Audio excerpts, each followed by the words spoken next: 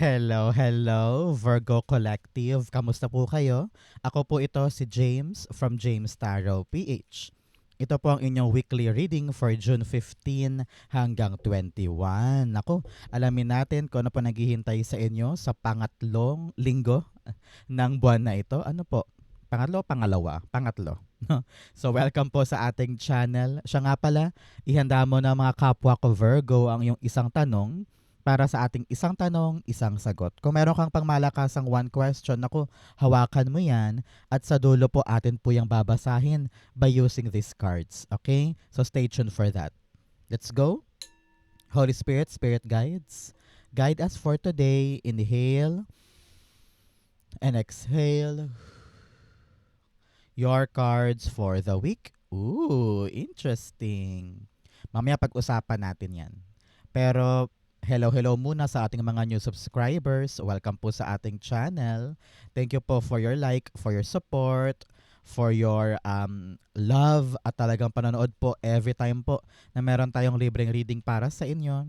So keep on liking, keep on commenting, and thank you po for not skipping the ads. Salamat po.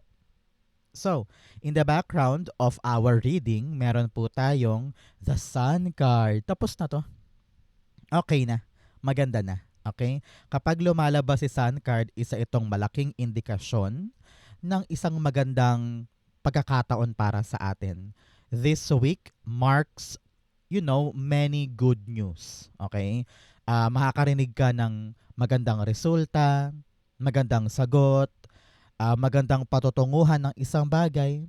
Marami sa atin parang maliliwanagan tungkol sa isang bagay o sa isang issue na akala natin ganito yung approach, ganito lang yung itsura, pero yun pala, wow. Meron palang mas ikagaganda pa yung isang bagay. Pinapayuhan ka ngayong linggo, Virgo, to go out, enjoy the sun.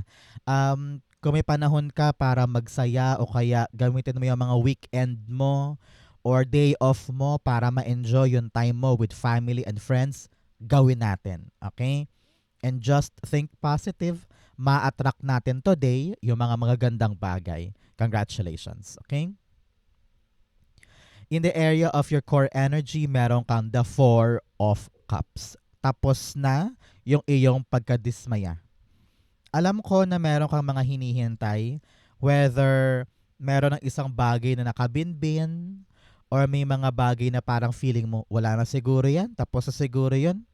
Nakakalungkot, nakakapagod, nakakadismaya, nakakairita. Pero huwag kang mag-alala, may dadapo sa'yo na isang bagong opportunity. Maaaring hindi siya kamuka nung inaasahan mo. Maaaring iba yung kanyang gayak o iba yung kanyang ibang itsura ang darating sa'yo. Pero sabi dito, try mo lang. Subukan mo lang.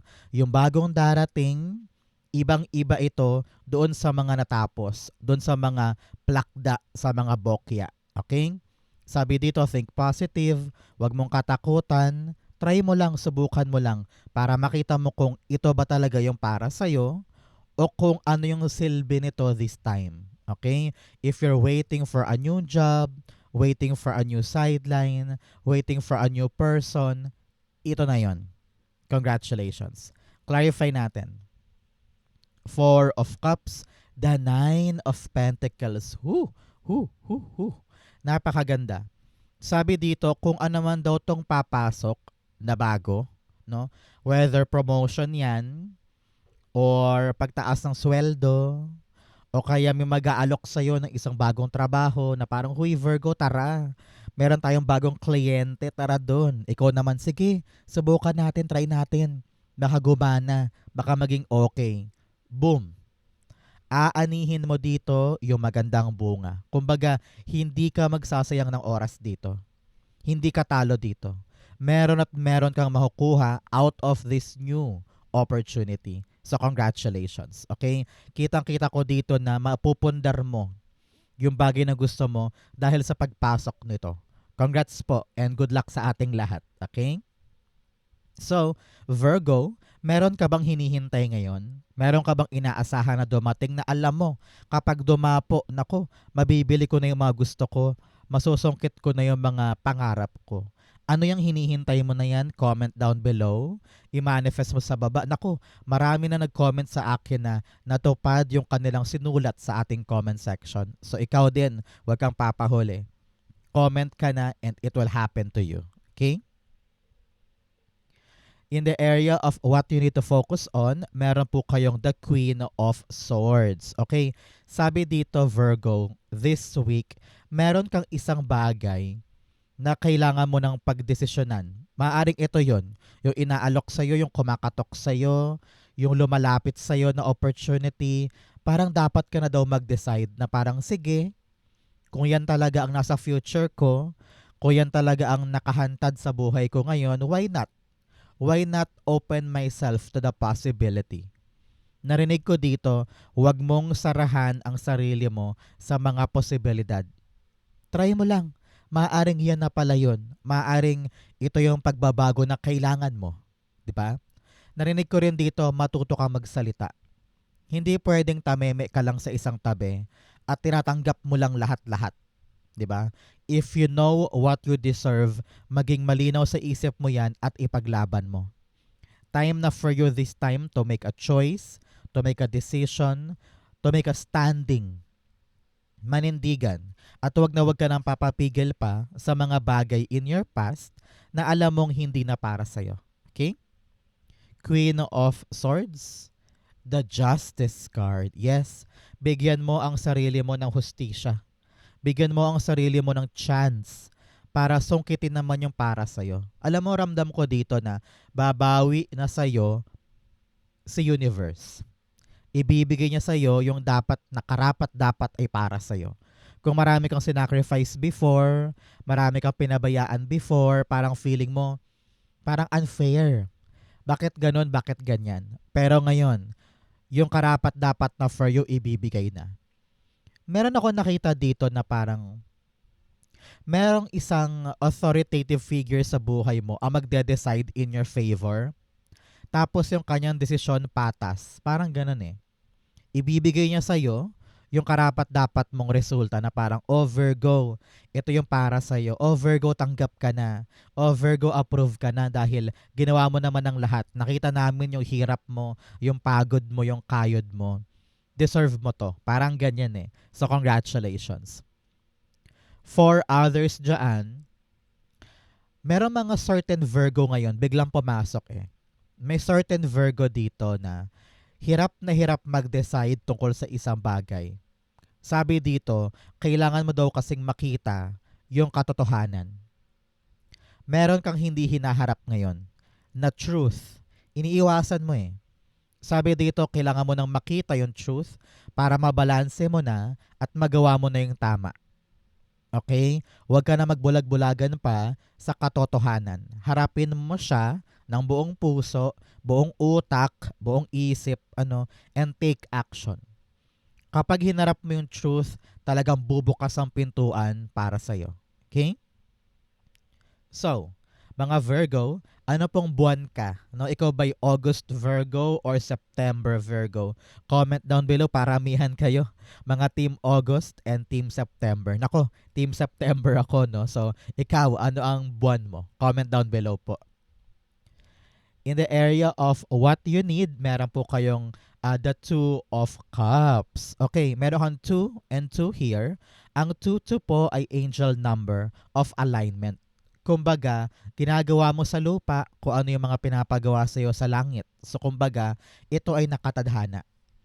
Ito ay dapat mong gawin, dapat mong aksyonan, dapat mong isipin, dapat mong maramdaman, dapat mong tulayan, no? Siguro minsan nag-iisip ka, bakit hindi gumagana 'yon? Bakit hindi umaandar 'yon? Bakit hindi ko matumbok-tumbok 'yon? It's because naka-align ka ngayon sa dapat mong puntahan. Kaya huwag ka na mag-alala, okay?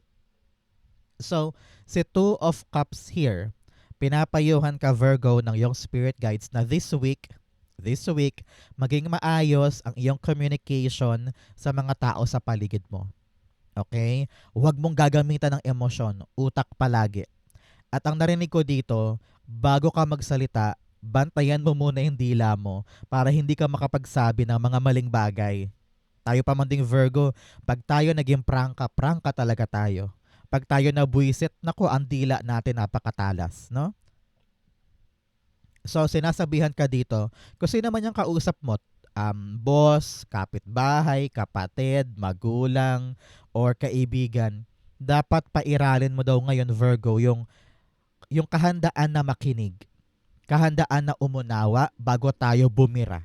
No? So, good communication will help you this week para maliwanagan ka sa mga dapat mong gawin, mawala yung stress, mawala yung pangamba, mawala yung misunderstanding, at malinaw na malinaw yung conversation at yung mga dapat mong gawin.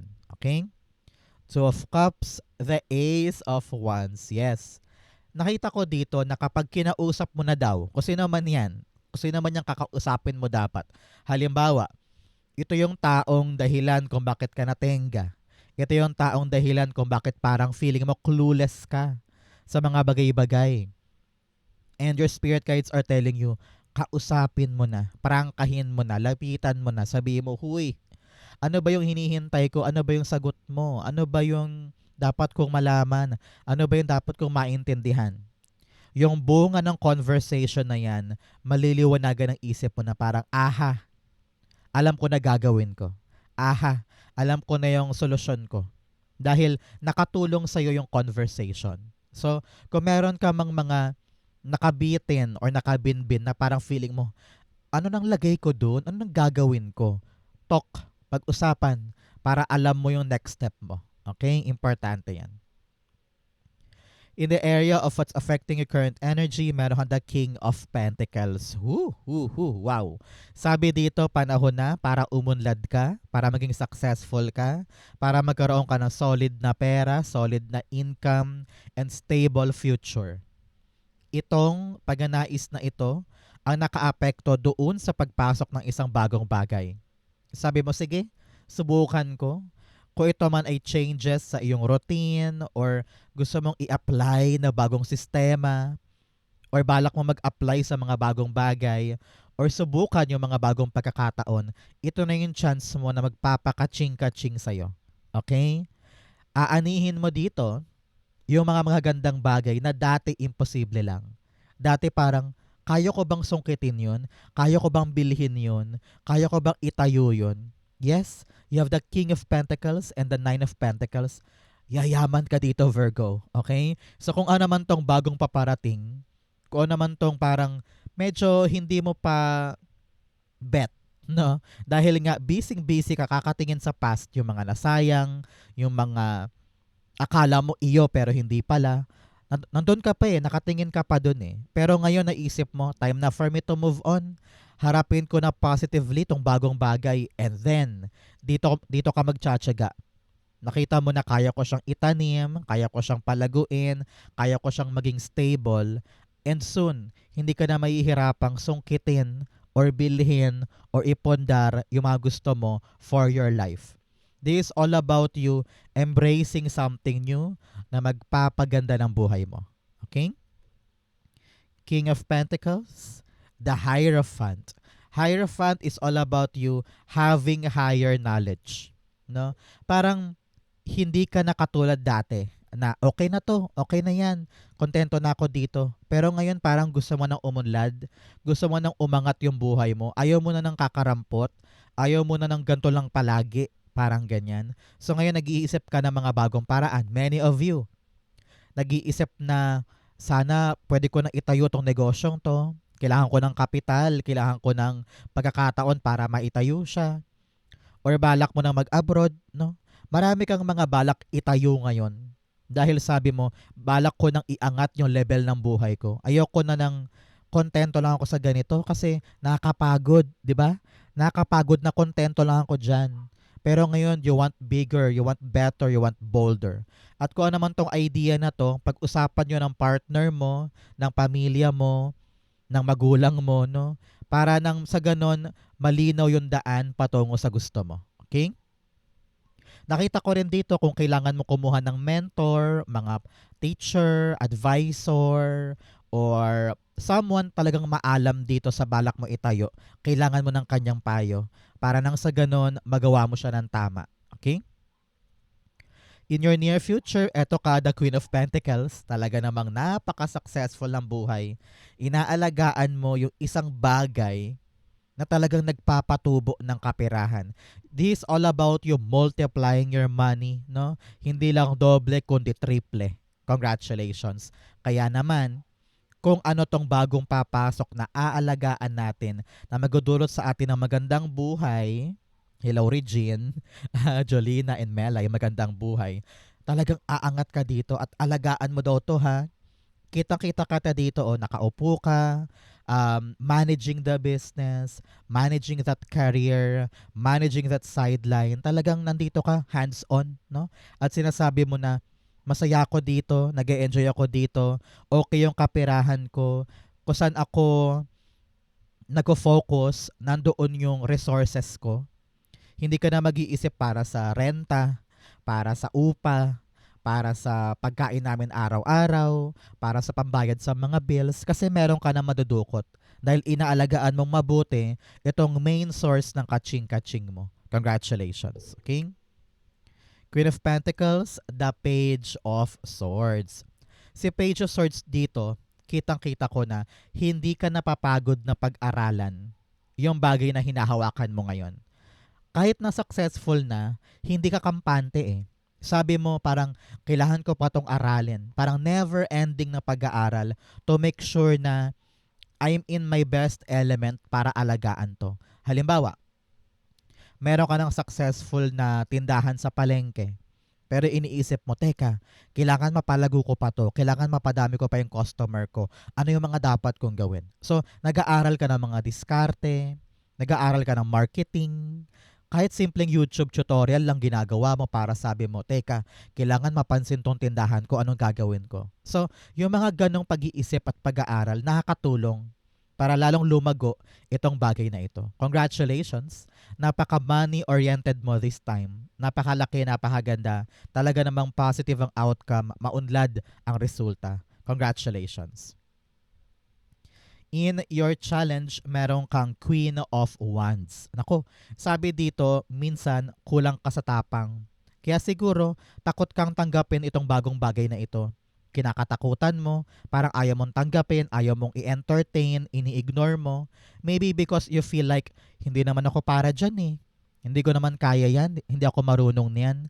So parang, ang harang sa'yo this week ay confidence. Trust in yourself. Maniwala ka naman na kaya mo. Naku, tayong mga Virgo, sanay tayo dyan. We always overthink. We always overanalyze. And we question ourselves. Pagdating sa ating kakayanan, pagdating sa ating abilidad, di ba? Lagi tayong may tanong na parang, kaya ba yan? Nagagawa ko ba yan? Lagi tayong skeptic, di ba? So ngayon, believe in yourself, think positive, everything will be alright. Okay? Queen of Wands, the Three of Cups. Okay? Sabi dito ng yung spirit guides, kailangan mo ng suporta ng mga tao sa paligid mo para magawa mo to. Narinig ko dito, wag mong salohin. No, wag mong salohin yung ginagawa mong yan. People's help around you can magnify your confidence na parang, ay, kung sila nga eh, may tiwala sa akin. Kung sila nga eh, may trust sa akin. Bakit wala akong trust sa aking sarili? So, they will be your reflection. Na parang, ay, salamat ha, sinusuportahan niyo ako. Ngayon, nagbabago na yung pananaw mo. Ginaganahan ka na, tumitibay ka na, nanunumbalik na yung self-esteem mo. Dahil doon, masusungkit mo itong mga bagay na masaya para sa'yo. Okay? So, just trust yourself. Surround yourself with the right people. Kayang-kaya yan. Okay? In your fortune, meron kang view from above, get the big picture. Sabi dito, lawakan mong isip mo, lawakan mong pananaw mo. Kung talagang ayaw mong i-entertain tong bagong bagay, tignan mo siya in a different lens. Na parang, ay, katok ng katok sa akin to. Para sa akin ba talaga yan? Teka nga, tignan ko. Baka naman pwede sa akin. So dahil tinignan mo sa ibang perspektibo yung dumarating, you will realize na, ay, malaki ang chance ko dito para makuha ko yung mga gusto ko, mabili ko yung mga gusto ko, ma-provide ko yung para sa pamilya ko. Parang ganyan, okay? In your fortune, meron kang the Two of Wands. Sabi dito, this time around, meron kang planong gagana. Okay? Matagal mo tong pinaghandaan, very clear sa'yo kung ano yung gusto mo, very clear sa'yo kung ano tong balak mong gawin, and this time around, it will work out in your favor. Some of you babiyahe, some of you lilipat, some of you may paghahangad na makapunta sa bagong bahay, bagong lugar, bagong teritoryo, bagong career. This is your lucky sign. Congratulations. Makaka-move ka na. Makakawala ka na sa kinalugmukan mong mundo at paandar ka na paabante. Congratulations. Two of Wands, the Two of Pentacles. 2, 2, 2. Talaga namang aligned po kayo sa inyong higher self. Nakatadhana ito. So do not worry. Okay? Sabi dito, you are now having this balance in your life. Gets mo na yung gagawin mo at makakaandar ka na. Wala nang takot, wala nang pangamba, wala nang urungan.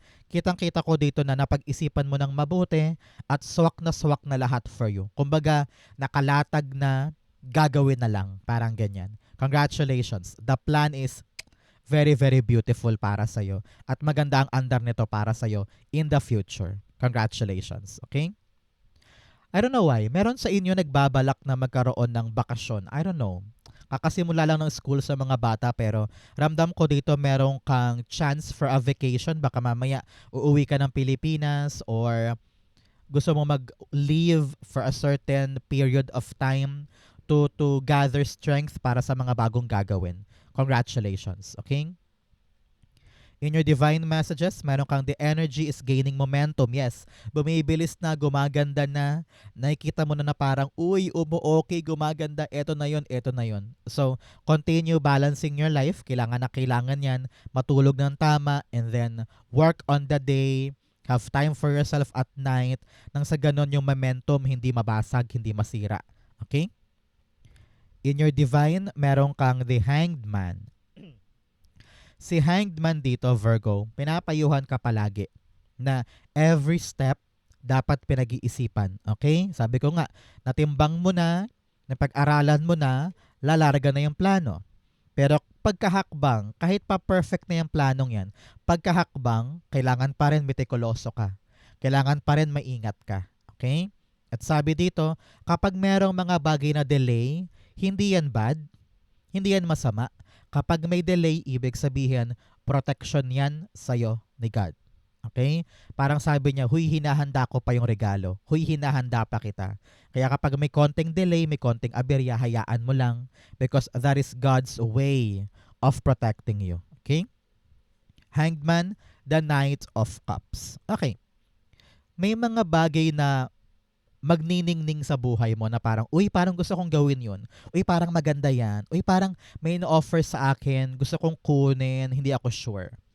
Sabi dito, kailangan mong ma-enlighten doon sa halaga, sa promise, or sa maaaring idulot ng mga pinto ang nagbubukas. Hindi pwedeng tayo yung parang, ay, ayoko niyan. Ay, choosy ako dito. Ay, ayoko niyan, masyadong mahirap. Kakataboy mo sa mga bagay-bagay, baka masanay si universe na hindi ka binibigyan dahil nararamdaman niya itataboy mo ulit. So, if something is coming to you, pag-isipan mo at ma-enlighten ka na parang, uy, baka chance ko na to. No? Kung meron mang mga delay in the past, maaaring may dahilan yon para ma-entertain mo to. Parang ganon. Okay? In your outcome, bigyan mo na kita ng fortune cards. You have Vine, seek out information that will help you. Sabi dito, marami kang dapat pag-aralan, buting tingin, tignan, nang sa ganun alam mo yung gagawin mo. Okay? You also have Wishbone, a wish will be granted. Congrats po. I-claim mo na to, no? Meron ka daw dasal or wish na matutupad this time. You also have Rose, romance is in the air. Sa mga naghahangad po ng pag-ibig dyan, nako, meron daw po magandang mangyayari sa aspeto ng pagmamahal mo this time. You also have Wedge. Someone is trying to come between you and a friend or something you want. Sabi dito, meron pumipigil sa mga bagay na gusto mo. Ang kailangan ma-recognize mo yan, makita mong mabuti para alam mo kung paano siya iiwasan at paano siya titibagin. Okay? Ang outcome of Virgo for June 15 to 21, the Magician card. Yes. Very beautiful. At the end of the week, meron kang matutupad na bagay na gusto mo. And you will realize na, wow, kaya ko pala. Akala ko hindi. Pero dahil naliwanagan ka, nagkaroon ka ng positive energy, sabi mo, sige, tutulayan ko na, gagawin ko na, a-apply na ako, lalapit na ako, pupuntahan ko na, ayun, nagbunga para sa'yo. Congratulations. You have manifested something na alam ni universe na kayang-kaya mo na ngayon. Kaya anong dapat gawin? Accept the offer and then enlighten your mind para alam mo yung gagawin mo moving forward. Yung dating plano, ngayon a-actionan na. Congratulations. Magician, the Three of Swords. Sabi dito ng yung spirit guides, huwag mong hayaan na yung mga nakaraan mo makasira sa diskarte mo ngayon. Kung dati na-reject ka na, naging plakda ka na, natalo ka na, or nagkaroon ka ng mga painful experience, huwag mo laging isipin na mangyayari to ngayon. Okay? Ito yung chance mo, tong magician, ito yung chance mo para itama lahat ng mga pagkakamali in the past sa tulong ng mga bagong bagay. So, do not let yourself na makulong sa lahat ng mga painful things in the past. May chance ka ngayon to win big and to gain big. Sabi dito, gamitin mo tong lesson na to para maitama yung mga action mo. Alam mo na yung red flag sa green flag para meron kang pamantayan at saka direction moving forward. Your past, itaboy na yan. And let's focus sa ating present. Okay? Congratulations. So Virgo, let's go na sa yung isang tanong, isang sagot. Meron ka bang question? Naku, pumikit ka na ngayon. Pag-usapan natin to. Close your eyes. The answer to your question, you have the Queen of Queen of Cups, the Death card, and the Seven of Pentacles. At the bottom, you have the Strength card. Alam mo, sabi dito, magpakatatag ka na para harapin yung truth. Meron kang isang katotohanan na kailangan mong tanggapin, kailangan mong harapin, kailangan mong talagang makita ng buong buo. Sabi dito, something needs to end. No? Merong isang bagay na dapat nang matapos, maybe it's something na hinihintay mo. Meron kang hinihintay sa past na lumang-luma na. Or isang bagay na ramdam mo naman eh. Ramdam mo na wala ka na mahihita sa kanya, wala ka nang makukuha pa sa kanya, wala ka nang aasahan sa kanya, pero nandun pa rin yung iyong puso. Sabi dito, palayain natin ang ating puso, hanapin natin talaga yung para sa atin, and let something naturally to end. Because kapag may natapos, may bagong simula. No? Sabi dito, kaya hindi makapasok-pasok yung bagong bagay dahil yung kamay mo punong-puno. Pero kapag tinaboy mo na yung kataboy-taboy, yung talagang hindi para sa'yo, papasok na yung bago na karapat dapat talagang makuha mo. No? So ngayon maging matapang ka to let go. Ako rin, ginagawa ko rin to this time. I'm letting go of something because I know na hindi ko siya maaring ipilit, hindi ko siya maaring puwersahin. Kung talagang hindi para sa akin yan, let go ko na para makapasok yung bago. Para yung puso ko lumaya, para ma-receive ko na yung talagang para sa akin. Para ma-attract mo na yung talagang destined for you. So, naturally, i-end mo yung dapat i-end and huwag ka nang maghintay sa mga alam mong wala nang mahihita and palayain ang puso, magpakatatag. Okay? The answer here is no. It should end, it should stop para nang sa ganun dumating yung bago. Pinoprotectionan ka ni God sa kanyang spirit guides na pasukin yung isang bagay na alam niya na hindi makabuti sa'yo. Okay? So Virgo, ito po ang yung isang tanong, isang sagot. Ganon din po ang yung June 15 to 21. Nako, sa po kayo nakaresonate, comment below. Babasahin ko po yan. Thank you Holy Spirit, Spirit Guides for the clarity and messages na dapat malaman ng mga kapwa ko Virgo. Thank you po for watching hanggang dulo. I love you. This has been James for James Tarot PH. God bless everybody.